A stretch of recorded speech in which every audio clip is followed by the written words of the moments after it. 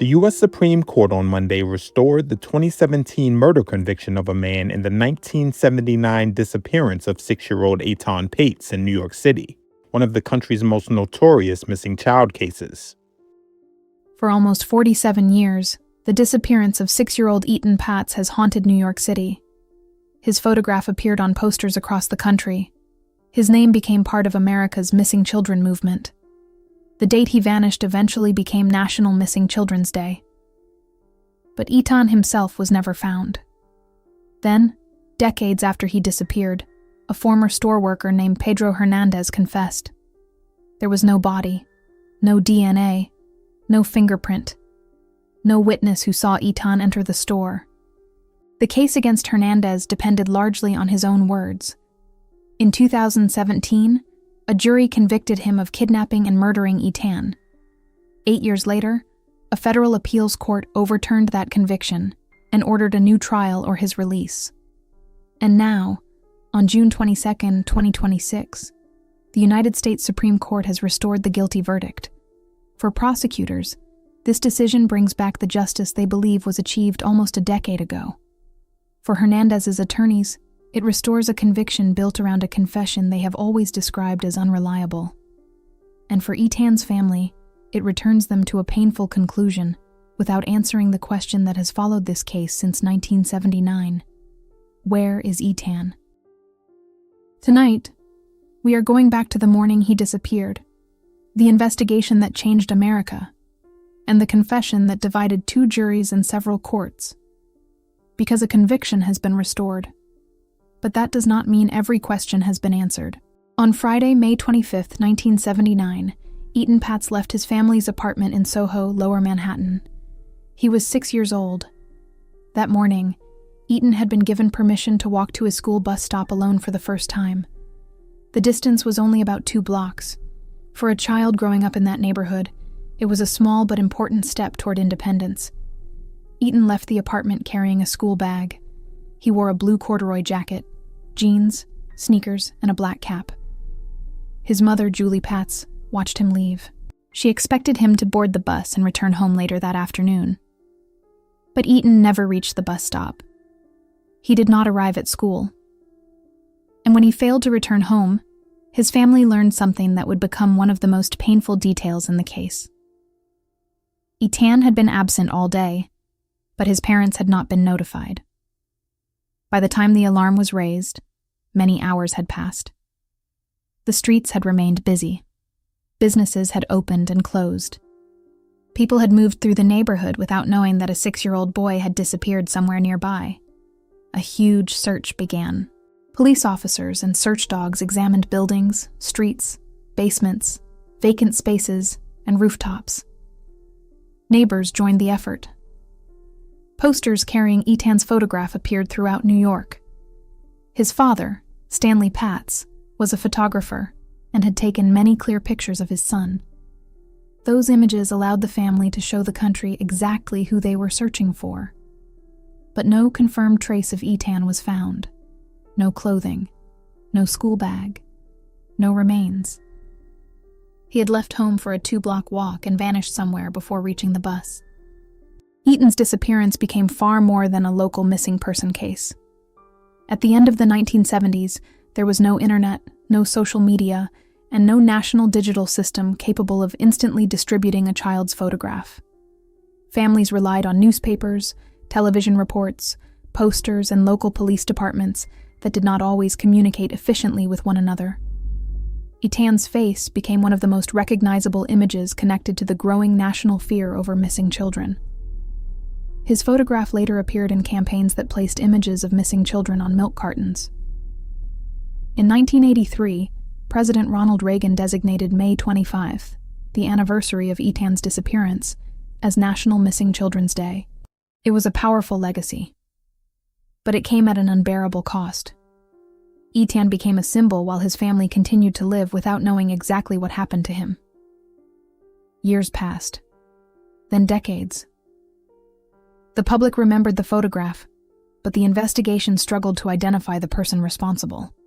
For a long time, police focused on another man, José Antonio Ramos became the most prominent suspect in the case years before Pedro Hernandez entered the investigation. Ramos had known a woman who previously cared for Etan. Authorities investigated statements he made and examined whether he could have encountered the child. Etan's parents became convinced that Ramos was responsible.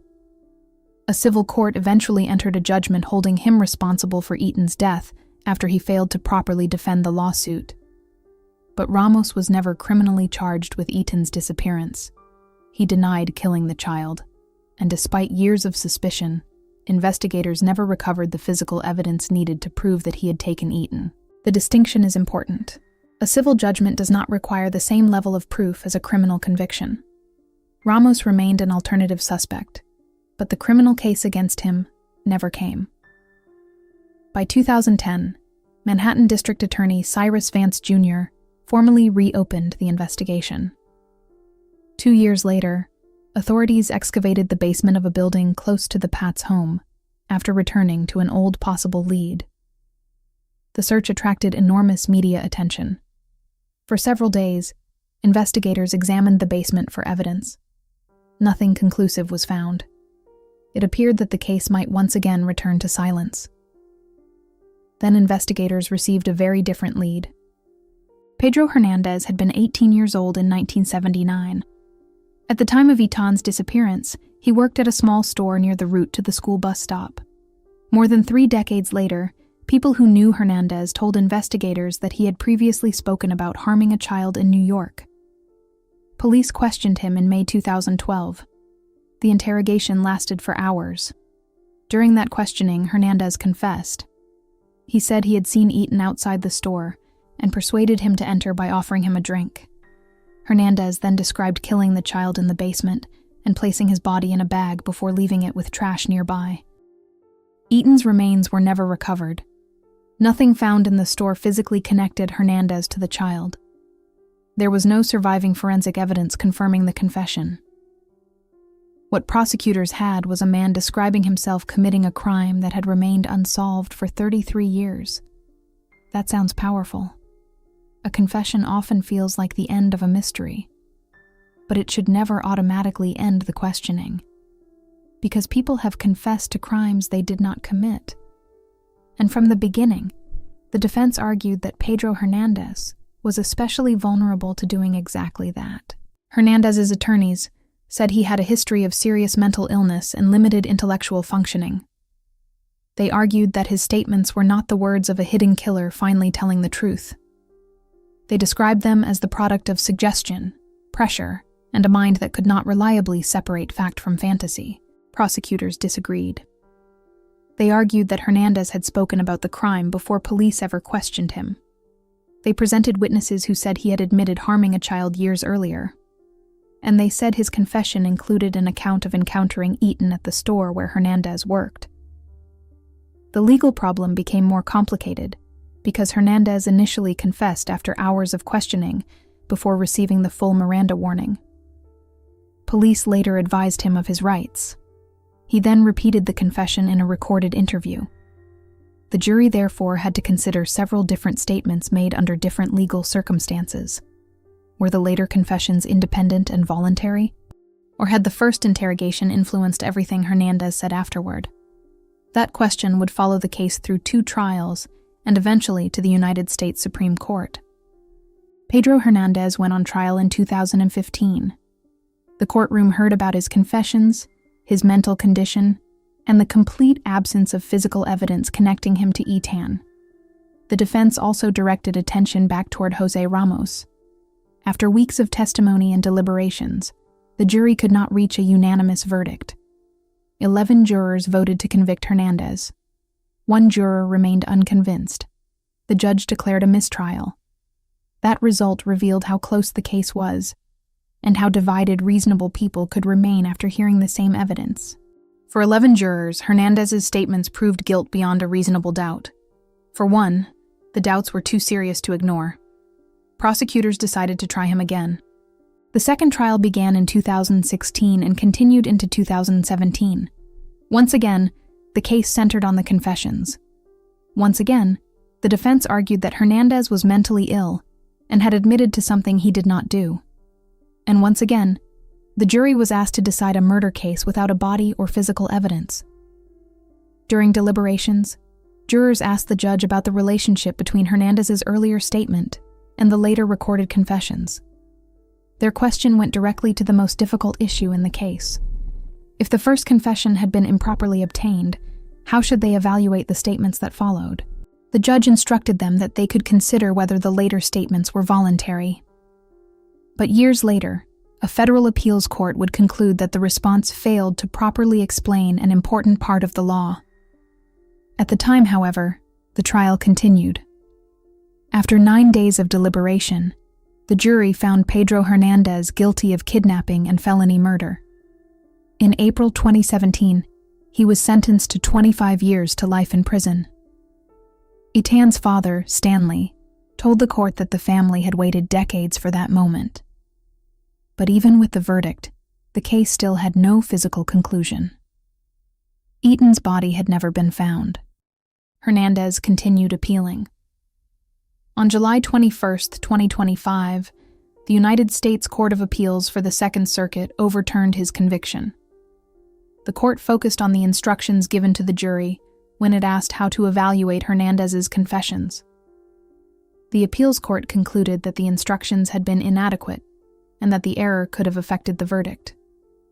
Because the prosecution's case depended so heavily on Hernandez's statements, the issue was not minor. The court ordered New York to either retry him within a specified period or release him.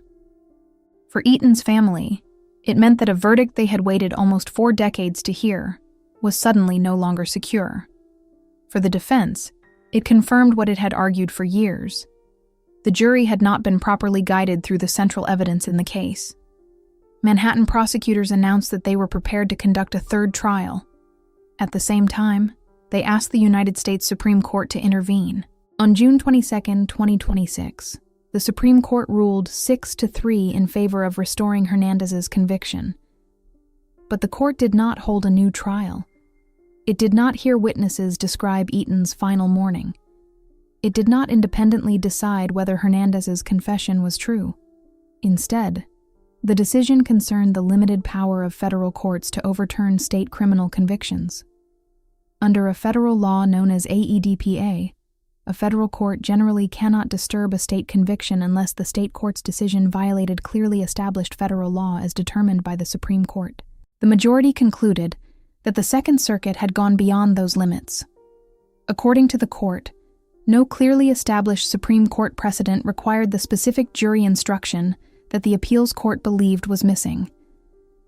Because of that, the federal appeals court did not have sufficient legal authority to overturn the state conviction. 3 justices dissented.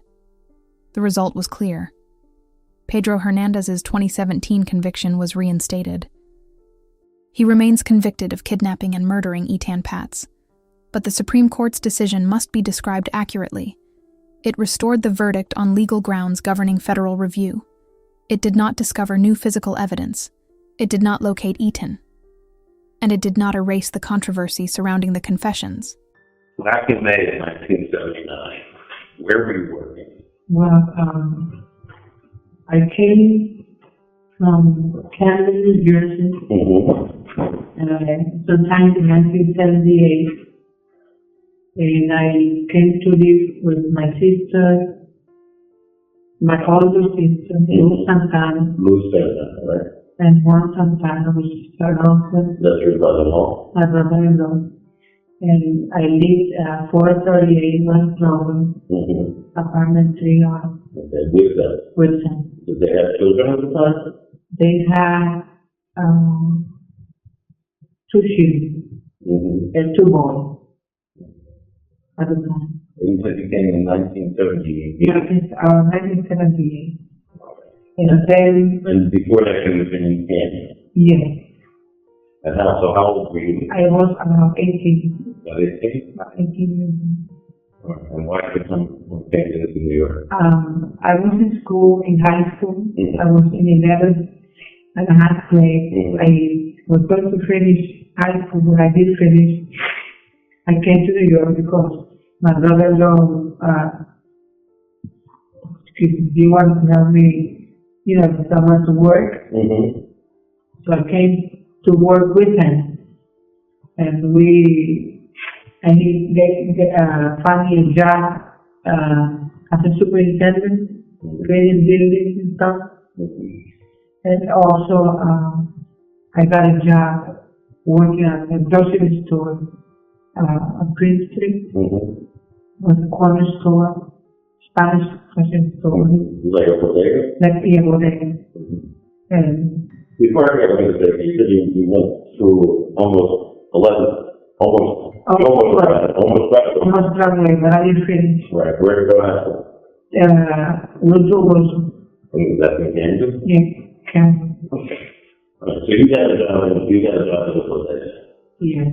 And then I was working there in 78. And in 1979, so I was working, my job there was like making sandwiches or putting the sodas and the beers in the refrigerator. And from time to time I used to be in the cash register. And whenever the sodas and the beers empty in the refrigerator, I usually go downstairs to the basement, which was outside, and have two big crates. Was that the only way to get into the basement, or Yes. you put it into the basement from the inside? No, that was the only way you could get into So you it. had to left to the sidewalk? You have to go out, you have to be outside and go down to the basement. So when that day happened, I saw the little kid. I never saw him before. I did not know that he was waiting for the bus or anything, because I only heard that he was waiting for the bus because the detective told me. I never met the family. I don't even know the family. Actually, I saw the lady, his mother, in the store one day, because the detective showed it to me in a picture, if I recognize him. So I did tell him that I recognized the lady that she was in the store once.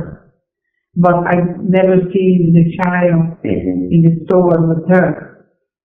I never met the child in any way before that, just that day. Okay, and so when you first saw him, what was he doing?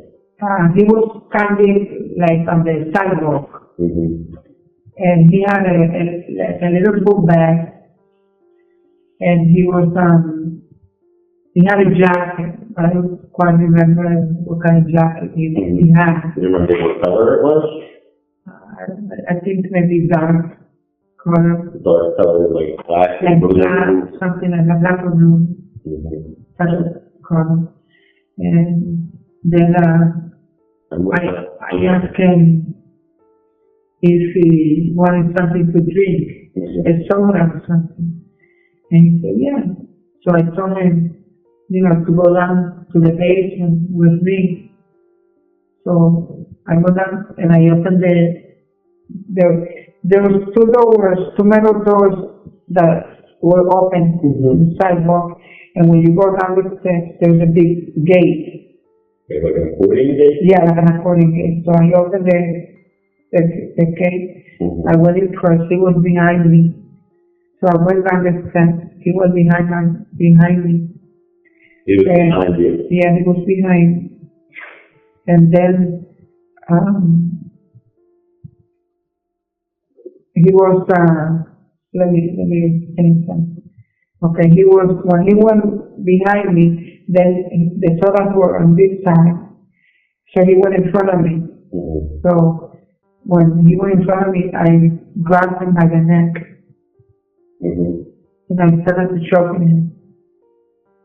I was nervous. My legs were jumping. I wanted to let go, but I just couldn't let go. It was like something. I felt like something just took over me. And I don't know. It was like I felt like something just took over me, and I just choked him. When I was choking him, he was going, and his head was like that. His hands up the lip. Yeah, head went down, and then he went down to the floor. Oh, he wasn't dead, he was still gasping. I just want to hear, when you have him around the neck, how tight were you squeezing? Real tight. Mm-hmm. So I guess, And when he went limp, as you said, were you still holding him by the neck? So Yeah. So you were still holding him up, even though he was not standing on his own? no, he was standing on his own. Uh-huh. He was just, his head went down and he was, actually he was about my size, something like that. So I You think, said that you mean, that he could come up to up about. to my stomach. Uh-huh. I'm the same height. I think, Everywhere. yeah, because I am not a tall person. So he was, then I choked him, and I tried to let go, but I just couldn't let him go. So then I got a little nervous. So there was some garbage bag in the basement. Okay, let's back up just a little bit. You said that when he fell on the floor, you thought he was still alive? And he was still alive, because Why? he was moving. He was still alive? He was moving. Like doing what? He was moving his legs and going like that. Mm-hmm. So, even though he was still alive, I put him in the plastic bag. I closed the plastic bag, and then I took a bag, cardboard bag, Mm-hmm. and I put it in the bag. I, pushed him in the bag, Mm-hmm. and I closed the bag. Then I went up the steps outside, put the bag on my shoulder, You put it up on your shoulder?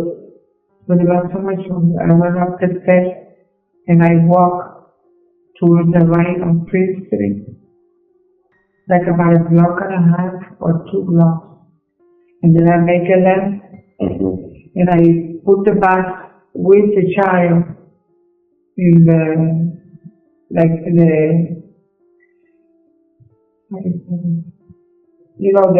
the basement. Mhm. In here they had like a hallway. Right. Like a door, like the, like three, Yes. like right on the sidewalk, that'd be like maybe 4 steps. And then, down. there was like a walkway, it was real big. Mhm. So I put the bag inside there, and I left. How did you get in? There was no doors there at that time. There wasn't any door at all? No, nothing. It was just wide It open? was just wide open. And why did you pick there? Why did I sit there? Yeah, why go there? Because that was the only place I just kind of figured that I just put it. But did you know where you were going when you left? No, No? I just walked looking for a place to put him, and I just saw the place and I just put him there. Mm-hmm. Then the next day, I went back to see if the box was still there, Mm-hmm. but it wasn't there. Somebody moved the box. Somebody must have known that he was there, or I don't know if somebody picked it up and put it in the garbage, Mm-hmm. because it was in the garbage bag and black. Right. So I do not know if anybody found them and knew that he was there, or if they just threw the box in the garbage. Mm-hmm. Because then after I went to check, there was nothing there, so I went back to work. That's it. So after you first put the box in that area, in that basement, Uh-huh. was it like a basement? No, it was like a 4 steps. Mm-hmm. It was like a big empty space, Mm-hmm. and I just walk in and I put them in there on the floor. Mm-hmm.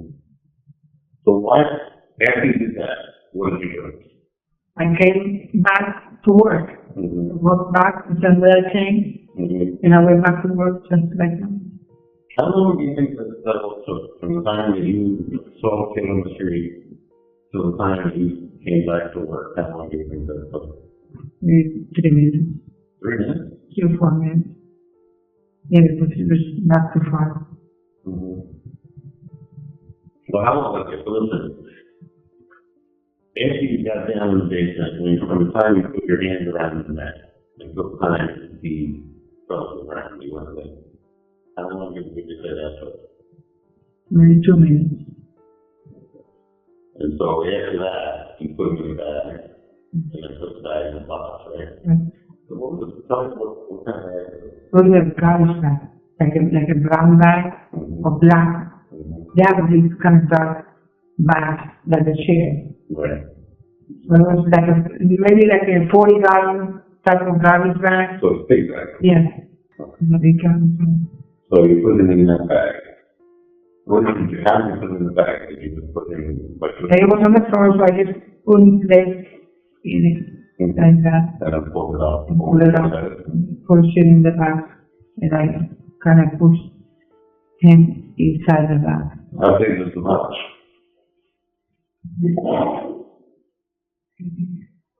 About this big, Okay, so about that long, about how wide? about this wide, That high? size, Okay, but that's this way. maybe about this.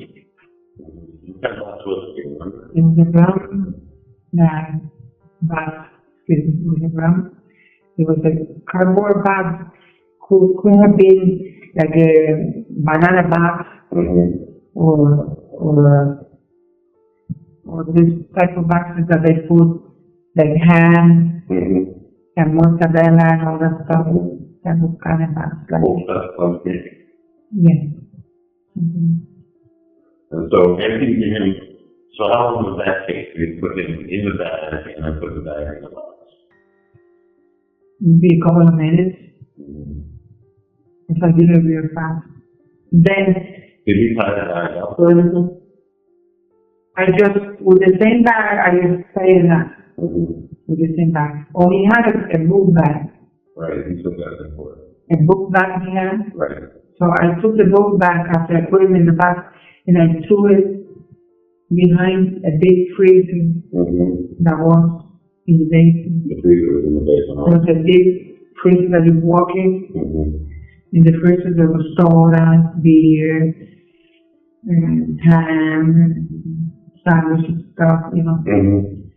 So I took the book bag and I threw it behind the freezer and it fell behind it.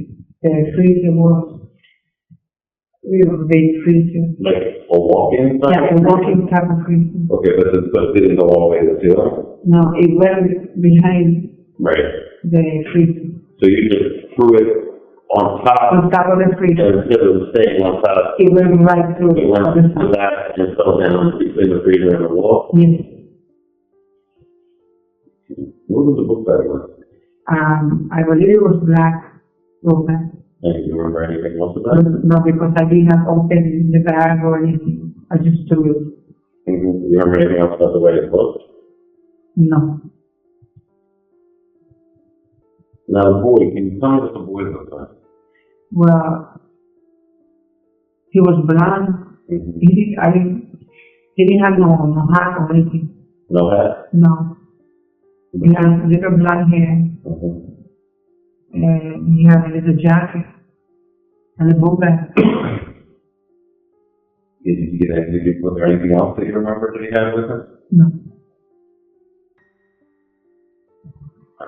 And so you said before that he was wearing like a dark colored jacket? Yeah, kind of. You remember what he was wearing, what kind of pants he was wearing? No, not really. You remember what kind of shoes he was wearing? Maybe sneakers. Do you remember anything about the sneakers?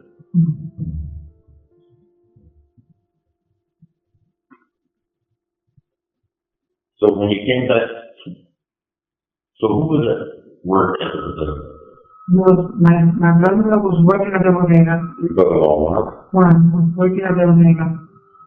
And the owner of the store, he was also working at the bodega.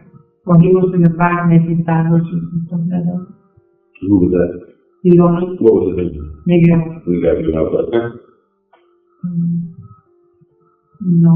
The only, see, I work for them, they pay me under the table. And I only know him by his first name. I know they call him Miguel. And his wife, even though they were separated, but they were working together as a business. What was the wife's name? Yes, his wife's name, we usually call her Senora. That's the only way I know her name. Because you didn't know any other name? No. Everybody called her the señora. Mm-hmm. And was she there that day?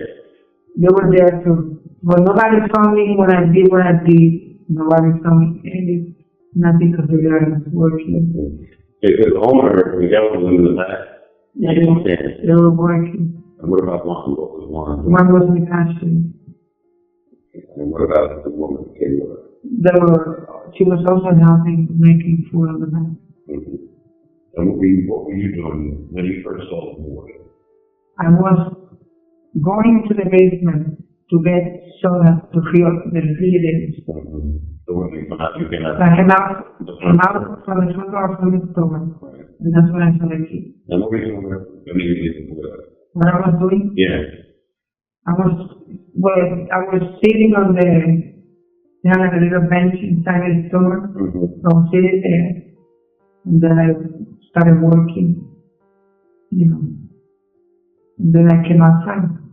And that's when you saw them. Mm-hmm. What attracted your attention to him? Nothing really caught my attention.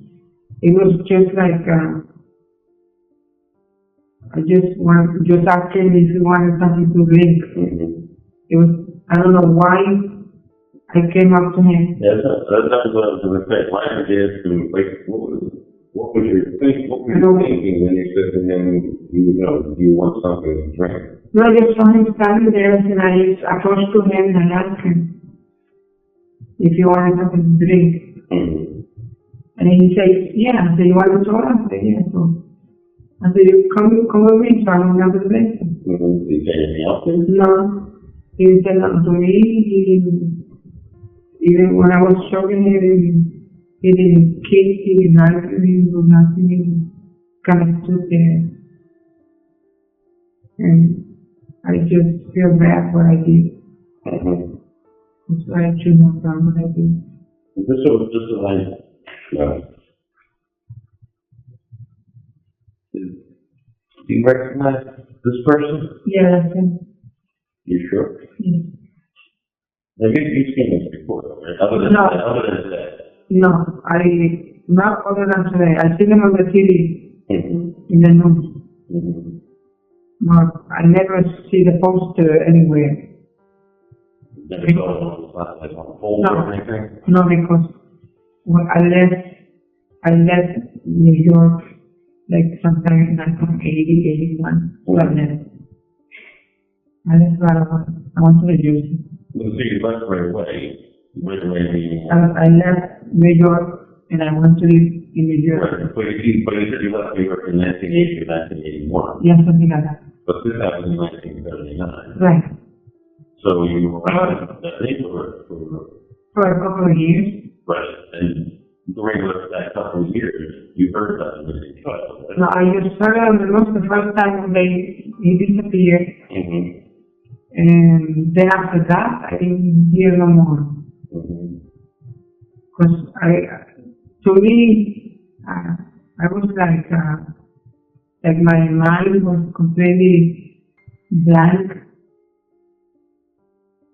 Like nothing happened. That's how I was feeling, like nothing happened. Mm-hmm.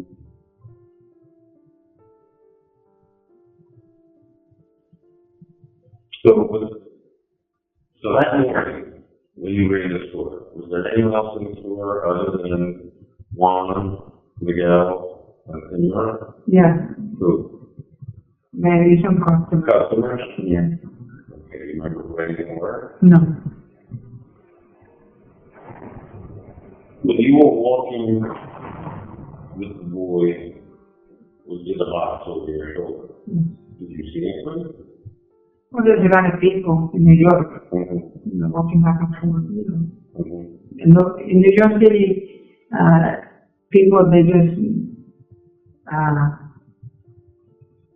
don't pay mind to anything. They just walk back and forth, everywhere the same way. Nobody pays mind to Mm-hmm. what's going on.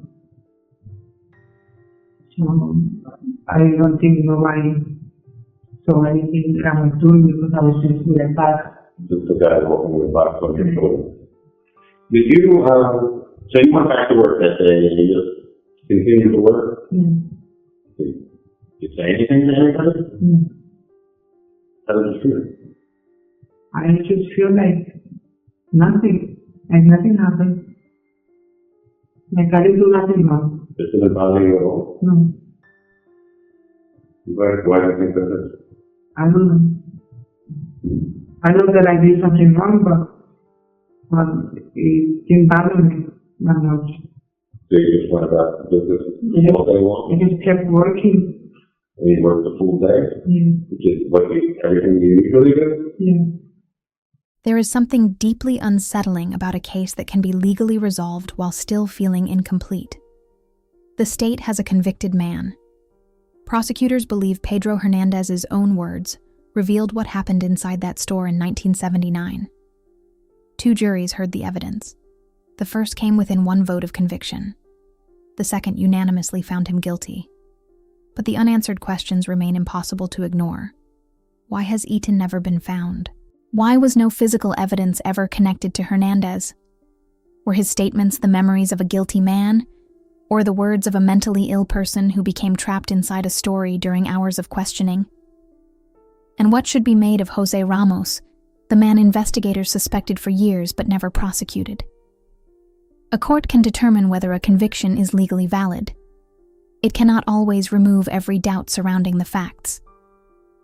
That is not an argument that Hernandez is innocent. It is an acknowledgement that this conviction rests on a type of evidence that must always be examined carefully. Confessions can be powerful. They can also be dangerous when treated as unquestionable.